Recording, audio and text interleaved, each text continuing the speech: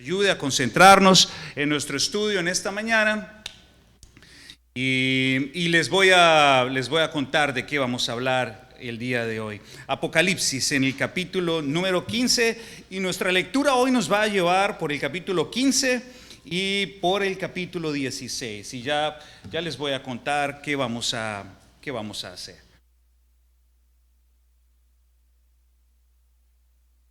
Bien, ¿ya llegaron allá? Bien, muy bien. Entonces ahora tengamos un momento para orar y le damos gracias a Dios. Ángela también está aquí. Y muy bien, tenemos un grupo de brasileños acá en medio de nosotros. Espero que puedan entender lo que voy a hablar en un español. Ok, oremos, por favor. Daniela también está aquí. Muy bien, Señor, te damos gracias por este día y te damos gracias por la oportunidad de abrir tu palabra, estudiarla, leerla, por la alegría de poder cantarte y sentirnos libres, Señor, de hacerlo. Gracias porque nos has iluminado el camino y ahora es más claro para nosotros lo que debemos hacer y cómo debemos vivir. Ahora te rogamos que nos des el coraje para hacer lo que tú esperas que hagamos, para abrir nuestro oído y escuchar lo que tú tienes para decirnos, Señor. En el nombre de Jesús te lo pedimos, Señor. Amén.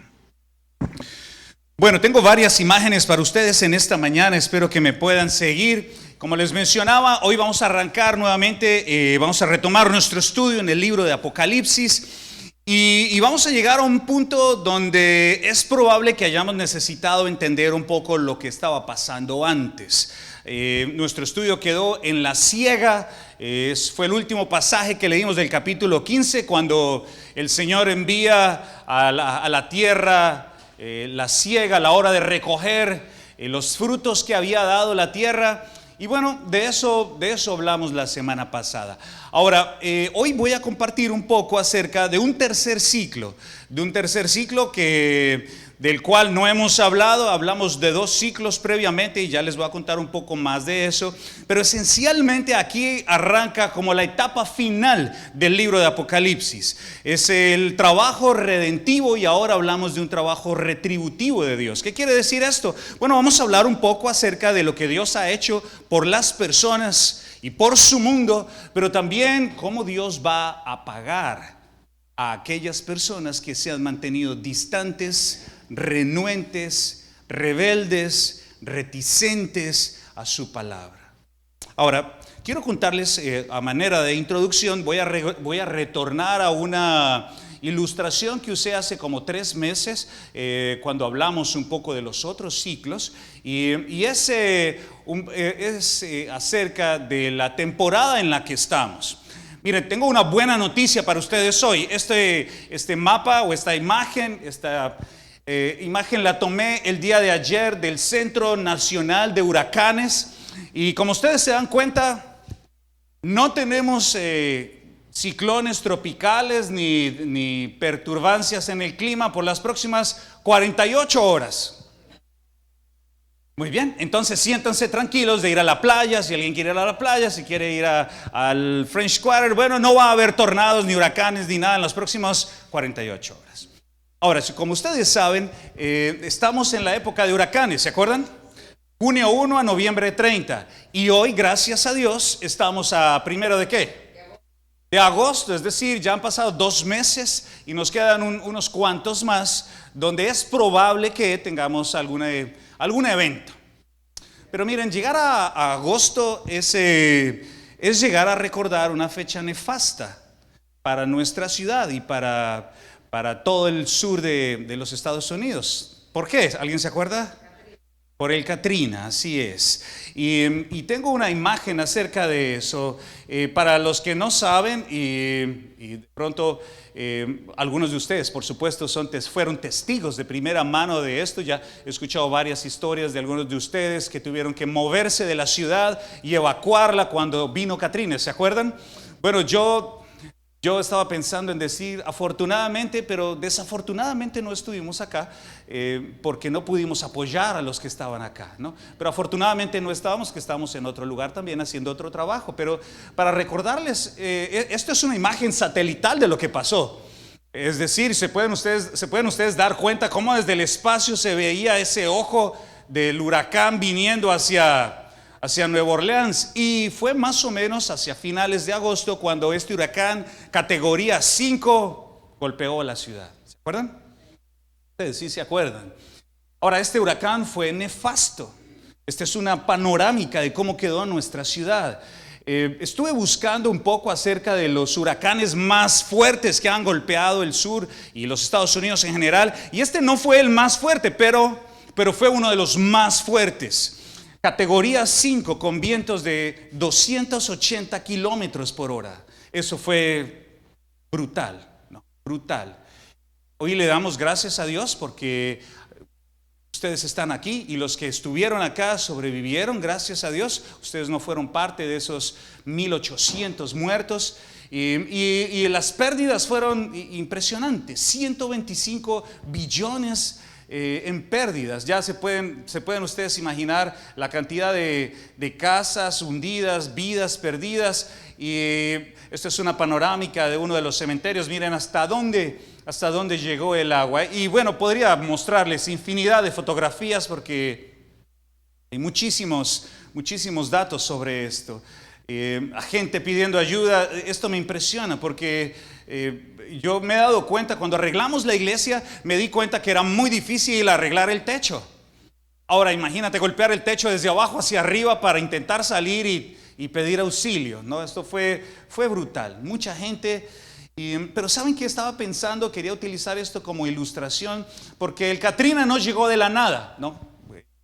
Ustedes que estuvieron acá deben saber que pues hay un rastreo, ¿no? Se hace un track de hacia dónde va, cuánto tiempo se espera que llegue, qué categoría es, y a medida que avanza el tiempo se le avisa a las personas, tienen que evacuar o pueden quedarse. De manera que esto no fue ninguna sorpresa, fue sorpresa la magnitud y el impacto, pero la verdad nadie sabía cuán fuerte iba a ser sino hasta que sucedió, ¿no? Hasta que pasó, hasta que golpeó la ciudad. Saben, cuando nosotros hablamos del libro de Apocalipsis y cuando hablamos de la palabra de Dios, cada uno debe pensar en 3 momentos importantísimos. El primero es el momento del anuncio. Hay un anuncio. Y Apocalipsis es un libro de anuncios, de advertencias, donde Dios le habla a las personas y dice, esto va a suceder. Como acá. Esto viene hacia nosotros. Esto es inevitable.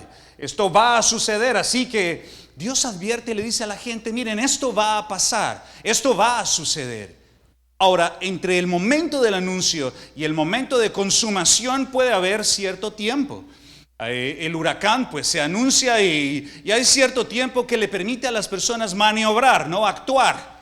¿Qué voy a hacer? ¿No? Ahora, si nosotros supiéramos cuándo el Señor va a venir, muy seguramente muchos responderíamos de una manera más inmediata. Pero como sabemos que es posible que se demore un poco, tomamos distancia de Él. Pero lo cierto es que va a haber una consumación porque Dios no miente. Es el Dios poderoso del cual nosotros estábamos cantando hoy. Y eso que dijo que iba a pasar, va a pasar. Así que todos nosotros debemos prestar un poco de atención a esto. Ahora, como lo vimos y como lo hemos visto a lo largo de todas estas semanas, el libro de Apocalipsis está lleno de símbolos. Símbolos que, por supuesto, son utilizados por el escritor para representar una idea, para poner una idea. La idea de la bestia que nos explicaba Nelson la semana pasada no es un dragón con 5, 10 cachos, 20 cachos, es una imagen, es un símbolo de algo. Y vamos a hablar un poco acerca de otros símbolos hoy día. Pero la idea de este símbolo es muy sencilla. Lo que el autor y lo que nuestro Señor a través de Juan plantea e intenta hacer es fijar en el oyente una idea. Ese es el objetivo de estas imágenes. Fijar en el oyente una idea de lo que pasó, de lo que está pasando o de lo que va a pasar. Así que cuando leamos estos símbolos, piensen en algo. Dios en su palabra está buscando que nosotros prestemos atención, porque esto es algo que está pasando, pasó o va a pasar. Ahora, permítanme mostrarles lo que hablamos hace un tiempo. Hablamos un poco acerca de los sellos, ¿se acuerdan? Hablamos un poco acerca de 7 sellos, luego hablamos de 7 trompetas y vamos hoy a concluir con 7 copas. Y como lo vimos, estos ciclos se unen uno con el otro hasta llegar a estas copas que es lo último, son los últimos anuncios antes de lo que viene como finalización del libro. Estos ciclos son fotografías de una misma realidad. ¿Y cuál es esa realidad? Bueno, el regreso de Jesús y el establecimiento completo del reino de Dios. Esa es la idea central. Dios va a hacer todo esto y va a establecer su reino. Y al establecer su reino totalmente, va a dar a cada uno lo que se merece, conforme sus acciones.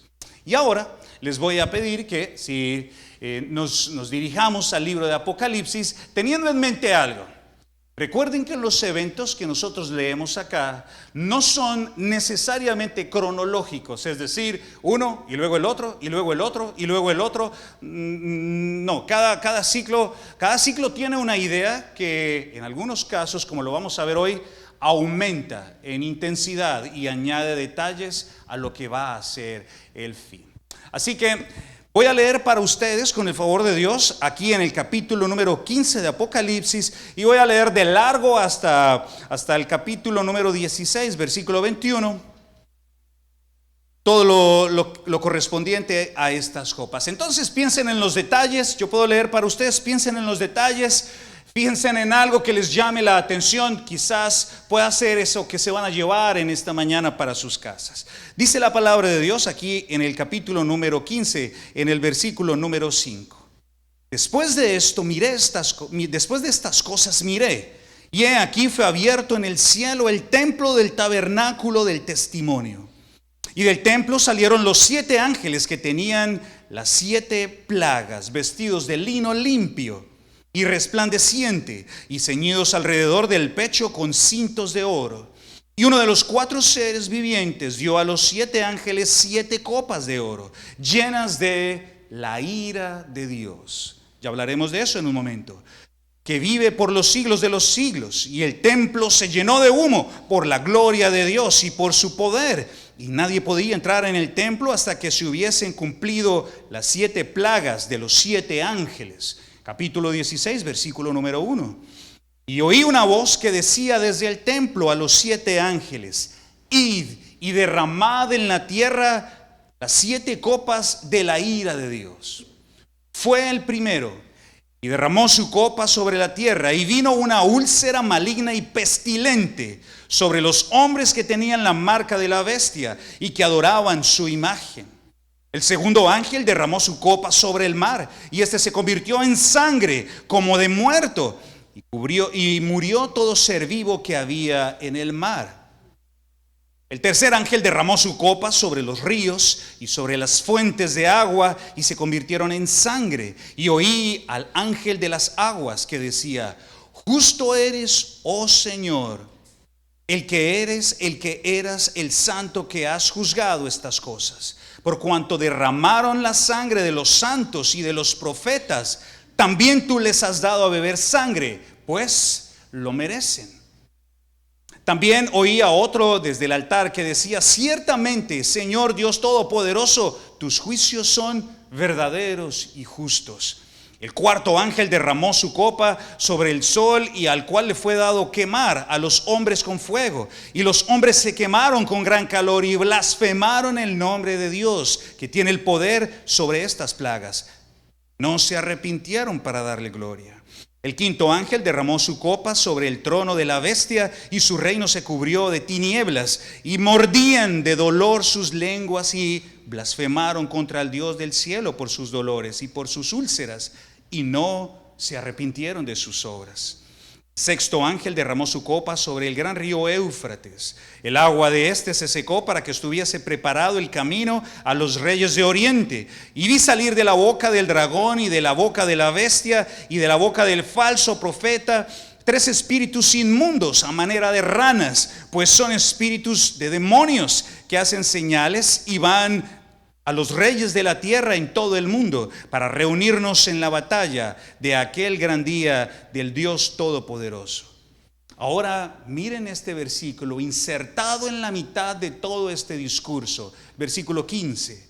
He aquí, yo vengo como ladrón. Bienaventurado el que vela y guarda sus ropas, para que no ande desnudo y vean su vergüenza. Y los reunió en el lugar que en hebreo se llama Armagedón. El séptimo ángel derramó su copa en el aire y salió una gran voz del templo del cielo y del trono diciendo: hecho está. Entonces hubo relámpagos y voces y truenos y un gran temblor de tierra, un terremoto tan grande, el cual no hubo jamás desde que los hombres han estado sobre la tierra. Y la gran ciudad fue dividida en 3 partes, y las ciudades de las naciones cayeron. Y la gran Babilonia vino en memoria delante de Dios, para darle el cáliz del vino del ardor de su ira. Y toda isla huyó y los montes no fueron hallados. Y cayó del cielo sobre los hombres un enorme granizo, como del peso de un talento. Y los hombres blasfemaron contra Dios por la plaga de granizo, porque su plaga fue de sobremanera grande. Esa es nuestra lectura del día de hoy, ¿no? Intensa, ¿verdad? Bueno, y alguien podría preguntarse, bueno, ¿y todo esto qué significa? ¿Qué significa toda esta cantidad de cosas tan complicadas y tantas copas y tanta ira? Bueno, vamos a hablar de eso en un momento. Lo primero que quiero llamar su atención es al número de las copas. ¿Cuántas son? Son 7 copas. Ahora, la palabra en griego para copas funciona también para tazas, ¿no? Como tazones en los cuales uno sirve algo. Estas tazas, como ustedes se pueden dar cuenta, estas tazas están llenas de algo. ¿De qué están llenas? De la ira de Dios. Ahora, alguien podría preguntarse, bueno, ¿y cómo así que ira? ¿De qué ira estás hablando? Antes de llegar a ese punto, quiero contarles algo.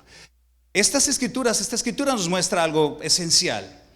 Esta ira o estos ángeles y estas copas provienen del templo mismo de Dios, de la presencia misma de Dios. De manera que no es algo que es juzgado por una persona, es algo juzgado por Dios mismo. Es el tiempo de Dios sobre la tierra.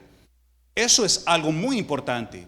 Todo esto proviene de la presencia de Dios. Y ahora hay una misión para estos 7 ángeles. La palabra ángel en el griego significa mensajero. Él toma 7 mensajeros y su mensaje es llevar estas copas y derramarlas sobre la tierra. Y esa es su misión: ir y derramar sobre la tierra las 7 copas de la ira de Dios. Hasta que eso no suceda, nadie podrá entrar en el templo. Es como arrancamos. Ahora, alguien podría pensar, bueno, ¿cómo es posible que un Dios perfecto en el cual nosotros creemos pueda tener ira? ¿Cómo podríamos decir que Dios tiene ira? ¿Es acaso una locura temporal del Creador que lo que está buscando es vengarse? Bueno, deben recordar algo muy importante. En las Escrituras, cuando nosotros estudiamos la Biblia, cuando leemos las Escrituras, quiero que sepan que hay una figura que el término técnico es antropopatía. ¿Qué significa eso? Bueno, es describir en lenguaje humano una actitud que se podría acercar a la que el Creador está experimentando.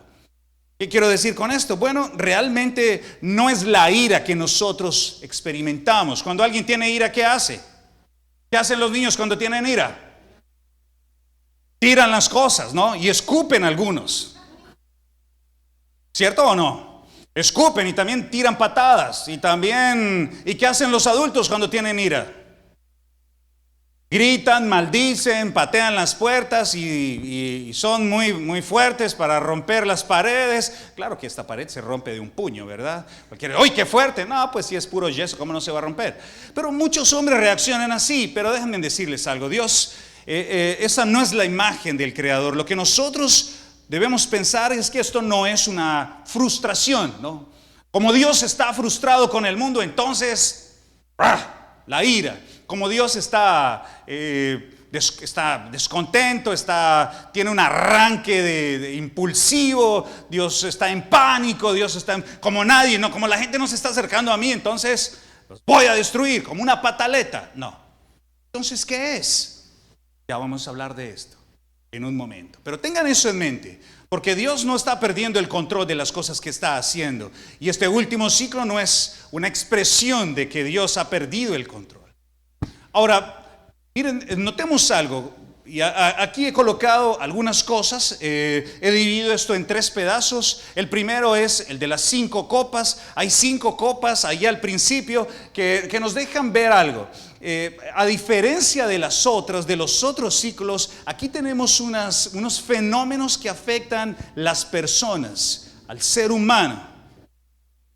Deben ustedes recordar algo muy importante. Hay algunos vínculos, algunas alusiones a lo que está en el Antiguo Testamento y particularmente en el libro de Éxodo, en el capítulo número 7. El Señor permite que algunas cosas pasen. ¿Cuáles son esas cosas? Bueno, que los hombres contraigan enfermedad, úlceras, es lo que dice la palabra de Dios, que haya sangre y se reduzcan las fuentes naturales, que haya calentamiento y que haya oscuridad. Calentamiento, escasez de recursos, el sol empieza a quemar la gente. Bueno, yo no sé cuándo va a pasar con exactitud, pero yo ya veo algunas señales en el horizonte, ¿no? Que nos pueden ayudar a pensar, bueno, es posible que esto no se demore mucho. Dios utiliza estas cosas, utiliza el dolor, utiliza el sufrimiento para llamar la atención de las personas. A veces nosotros quisiéramos buscar a Dios por las buenas, ¿no? Las personas esperan una invitación, quizás una invitación firmada por Jesús mismo, para que vengan a su casa. Esperan que todo marche bien para buscar al Creador. Pero a veces Dios tiene que llevar al ser humano al extremo para intentar sacudirlo de manera que reaccione y se dé cuenta que el camino que está siguiendo no es el correcto. Es muy probable, mis hermanos y hermanas, amigos que hoy están acá, que Dios pueda usar el sufrimiento en su vida para que usted haga una pausa y levante los ojos al cielo. Pero ¿saben qué es lo triste de todo esto? La respuesta del ser humano. La respuesta del ser humano es blasfemar contra Dios. ¿Qué significa blasfemar? Bueno, la palabra en griego nos trae a la mente la idea de alguien que abusa verbalmente de una circunstancia, es decir, que lo que hace es lanzar improperios contra el Creador. ¿Por qué Dios permite que esto pase contra mí? ¿Y por qué esto es de esta o esta otra manera? Porque no estoy de acuerdo con lo que está pasando. Bueno, eso es lo que está pasando acá. En medio del sufrimiento hay personas que ni siquiera con el sufrimiento se quiebran. Y además de eso, no se quieren arrepentir. Y aquí, mis hermanos, si ustedes se fijan, estamos yendo casi hacia el final del libro de Apocalipsis. ¿Y saben qué es lo notorio? Que Dios siempre tiene una luz de esperanza. Quizás después de este sufrimiento el individuo se arrepienta. Quizás después de esto que le está pasando reaccione y diga, estoy equivocado, no era por acá. Quizás en la escasez, quizás en el hambre, quizás en la enfermedad, nuestro corazón diga, creo que he venido siendo necio. La verdad es que estas 2 escrituras que están allí en la pantalla, segunda de Pedro capítulo 3 versículo 9, dice que Dios alarga el tiempo porque Él quiere que nadie se pierda. Y en Ezequiel la palabra de Dios dice que Dios realmente lo que quiere es que el individuo se arrepienta, que cambie. No quiere destruir a nadie. Esto que está haciendo Él es simplemente no ira, sino la expresión de su juicio, que de acuerdo a lo que nosotros leemos acá es justo, es balanceado, es retributivo. Le va a dar a cada uno según lo que merecen sus. Saben, hace un tiempo hablamos del infierno, ¿se acuerdan? Y le he venido dando vueltas a eso varias veces. Y definitivamente necesitamos un lugar como esos. Porque ¿a dónde van a ir a parar las personas que no quieren estar con Dios? Si con Dios se halla paz, si con Dios se halla esperanza, si con Dios se halla alegría y la gente no quiere eso, pues tiene que haber otro lugar a donde las personas vayan a ir, porque Dios no va a llevar a las malas, a nadie a su presencia. Si uno quiere estar con Dios, Dios va a estar con uno. Pero si tú no quieres estar con Dios en vida, ¿cómo crees que Dios te va a llevar por las malas al cielo después de que mueras? Ahí sí sería injusto obligar a alguien a estar con Dios cuando ese alguien no quiere estar y no ha querido estar con Él. Ahora bien, viene luego un lugar, la sexta copa. ¿Han escuchado de Armagedón? Bueno, de pronto sí, los que estaban bien jóvenes, los que nacimos en el siglo pasado, de pronto recuerdan a Bruce Willis y a Ben Affleck por allá, cuando ambos tenían pelo, intentando salvar la tierra, ¿no?, de un meteorito, que no sé qué cosa. Esas películas seguramente las repiten y las repiten.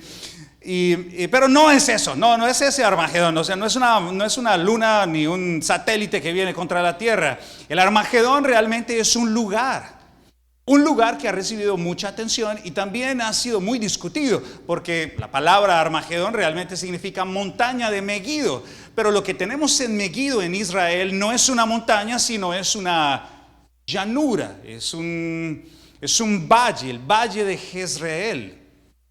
Lo que dice este texto es algo interesante. El mundo, aquellos que se oponen a Dios, se reunirán un día para hacerle frente a Dios. Ahora, esto nos pone a nosotros en una posición muy clara. ¿Tú estarás en contra de Dios o estarás a favor de Dios? Hoy día, ¿cómo estás viviendo tú? ¿Vives como un aliado de Dios o vives como un opositor de Dios? Yo no tengo esa respuesta, ustedes la tienen. Bueno, alguien podría decir, bueno, yo no le hago mal a nadie.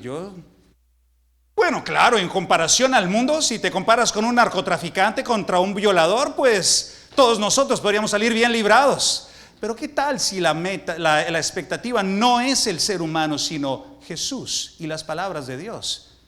Muy probablemente todos saldríamos desaprobados. De manera que es mejor no intentar justificarnos a nosotros mismos, sino buscar que Dios nos justifique a nosotros. Y luego viene algo muy interesante. Esta es otra imagen que tengo del Armagedón, del lugar. ¿Cómo será esa batalla? De eso hablaremos en un par de semanas cuando lleguemos a ese punto.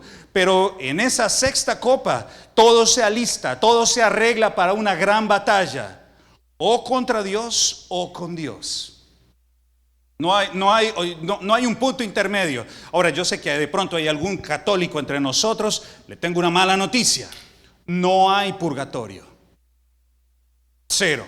No hay evidencias de purgatorio en las Escrituras. No hay manera de sacar un alma del purgatorio, porque no hay purgatorio. Eso lo podríamos discutir más adelante, en otra oportunidad, en privado, pero no hay. O sea, esencialmente nuestra oportunidad de estar con Dios es ahora, aquí, ahora. No hay más. Si desaprovechas su oportunidad, probablemente te despiertes en el lugar donde estarás para siempre y no querías estar allí. Entonces, antes de eso, por favor, piensa correctamente lo que vas a hacer y cómo vas a vivir. Y luego viene este pasaje y ya nos enfocamos hacia el final de este mensaje.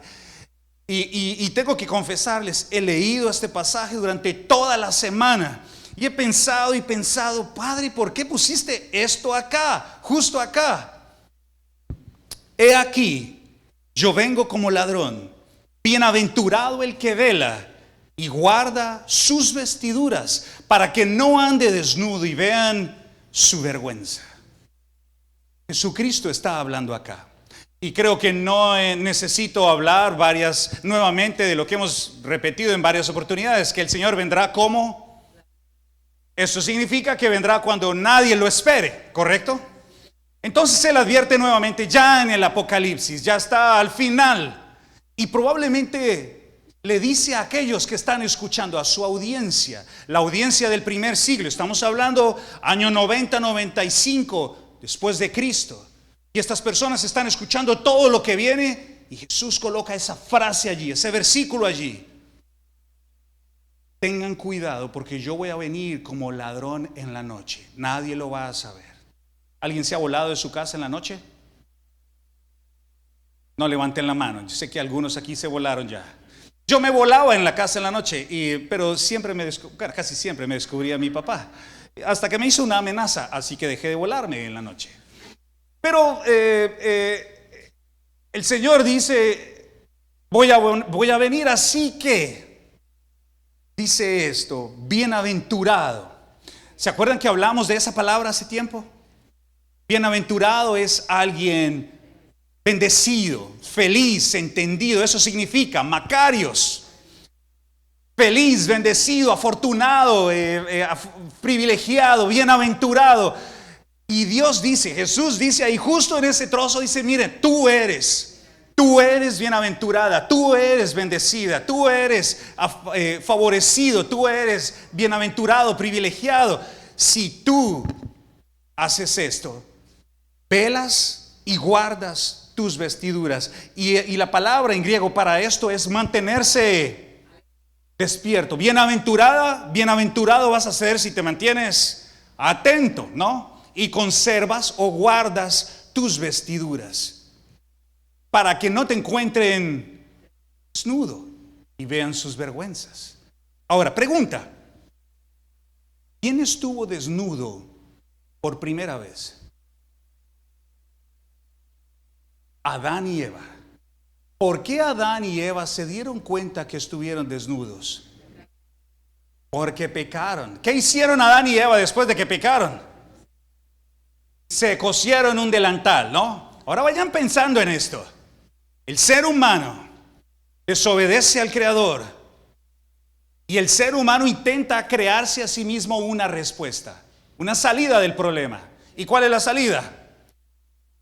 Ponerse ahí su delantal. Esa es la palabra que aparece en la Reina Valera. Se pone un delantal, se cubre. Pero Dios dice, esto no funciona. Yo mismo voy a confeccionar algo para cubrir tu desnudez. ¿Y qué hace? Sacrifica a alguien, no sabemos a quién sacrificó, un animal, y le cubrió. Ahora, nosotros podríamos ser revestidos. Si tú eres cristiano, te tengo una gran noticia. Si tú eres cristiano, eres un seguidor del Cristo, no el seguidor de una iglesia en particular, seguidor del Cristo, tú has sido revestido. Pero si no te has vuelto a Dios, tú estás desnudo o desnuda.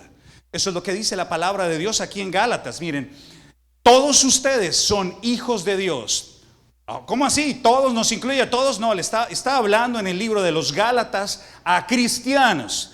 Le habla a aquellos cristianos en Galacia y les dice, todos ustedes son hijos de Dios mediante la fe en Cristo Jesús.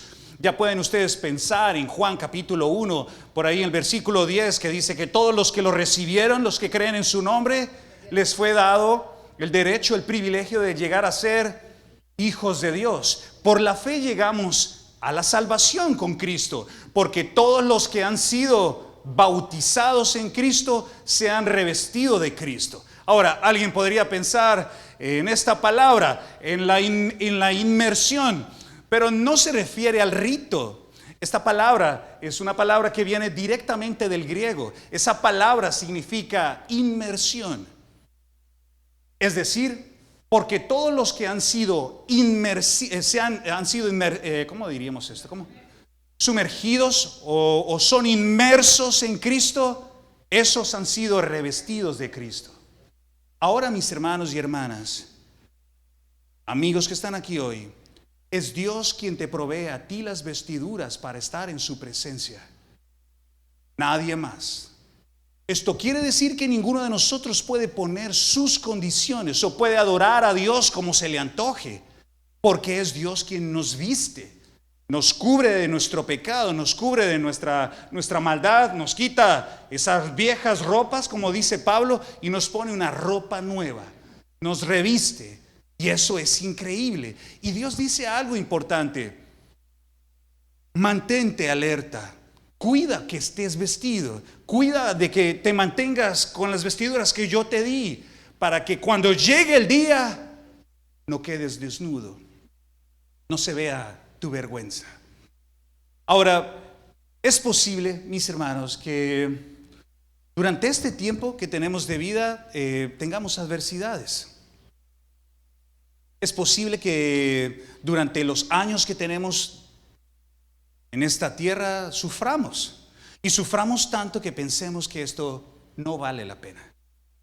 Es posible que suframos de enfermedad, de angustia, de decepciones, de tristezas, que nuestros sueños no se hagan realidad como el mundo lo piensa, que todas las cosas que anhelamos no las tengamos. Es posible que pensemos y experimentemos el rechazo de otras personas, que nos digan, no, tú eres cristiano, tú, y pensemos, Dios, pero yo he visto a los ricos llenarse. ¿Se acuerdan del Salmo 73? Y yo soy simplemente un hombre, casi caigo, decía el salmista. Y podríamos compararnos con el resto y decir, ¿y yo qué hago sirviendo a Dios? ¿Yo qué hago amando su palabra si lo que recibo es malos tratos? O me siento frustrado, me siento frustrada, siento que esto no va a ir para ninguna parte. Bueno, ustedes deben recordar algo. Dios está con ustedes. Dios los ama, Dios los quiere, Dios quiere estar con ustedes para siempre. Dios los apoya, Dios los ha revestido. Eso es lo que dice su palabra. Vale la pena ser fiel, vale la pena ir hasta el final.